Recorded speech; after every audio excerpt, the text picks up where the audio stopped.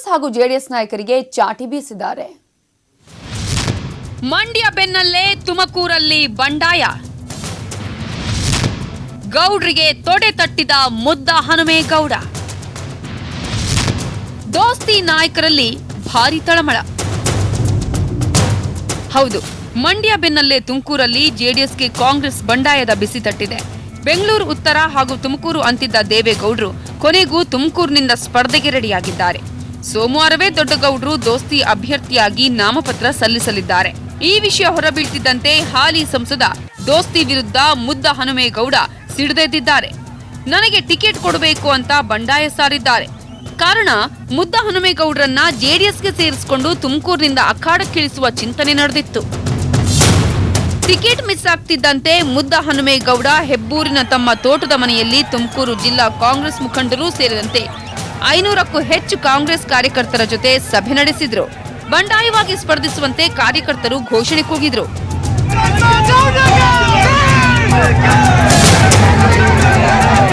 ಇದೇ ವೇಳೆ ಮಾತನಾಡಿದ ಮುದ್ದ ಹನುಮೇಗೌಡ, ಒಂದೇ ಒಂದು ಕಾರಣ ನೀಡದೆ ನನ್ನನ್ನ ಯಾಕೆ ಬಲಿಪಶು ಮಾಡಿದ್ದಾರೆ, ನನ್ನ ಕ್ಷೇತ್ರವೇ ಬೇಕು ಅಂತ ಯಾಕೆ ಪಟ್ಟು ಹಿಡಿದಿದ್ದಾರೋ ಗೊತ್ತಿಲ್ಲ.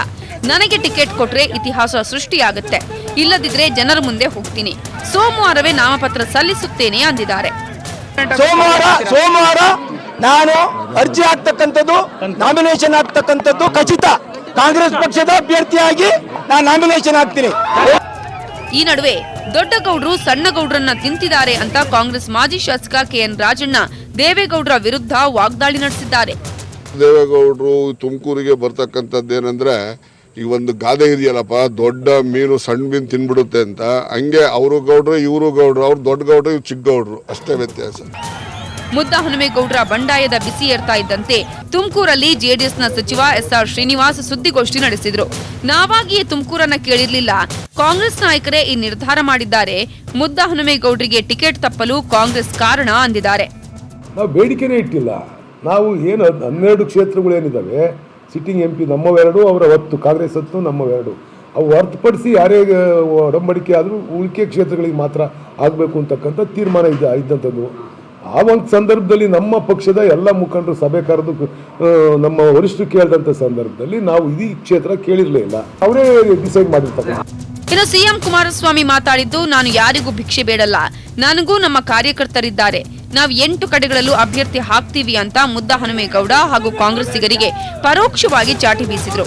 ಆದ್ರೆ ಡಿಸಿಎಂ ಪರಮೇಶ್ವರ್ ಮಾತ್ರ ಬಂಡಾಯದ ಬಗ್ಗೆ ನನಗೆ ಗೊತ್ತಿಲ್ಲ ಅಂತ ಸೈಲೆಂಟ್ ಆಗಿ ಜಾರ್ಕೊಂಡಿದ್ದಾರೆ. ನನ್ನ ಪಕ್ಷಕ್ಕೆ 8 ಸೀಟ್ ಕೊಟ್ಟಿದ್ದಾರೆ, 8 ಸೀಟ್ ಅಭ್ಯರ್ಥಿಗಳು ಹಾಕಬೇಕು, ಹಾಕ್ತೀವಿ ಅಷ್ಟೇ. ನಾನು ಯಾರನ್ನೂ ಭಿಕ್ಷೆ ಬಿಡಲ್ಲ, ನನ್ನ ಸ್ವಾಭಿಮಾನ ಧಕ್ಕೆ ಬರಲಿಕ್ಕೆ ಅವಕಾಶ ಕೊಡಲ್ಲ ಅಂತ ಹೇಳಿ. ನಮಗೂ ಶಕ್ತಿ ಇದೆ, ನನ್ನ ಕಾರ್ಯಕರ್ತರು ಇದ್ದಾರೆ.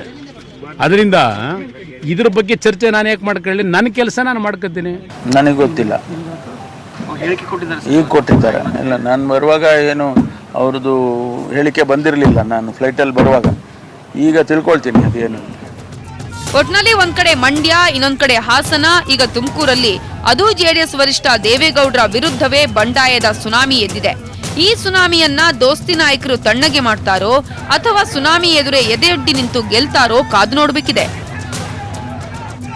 Bureau report, news 18 Kannada.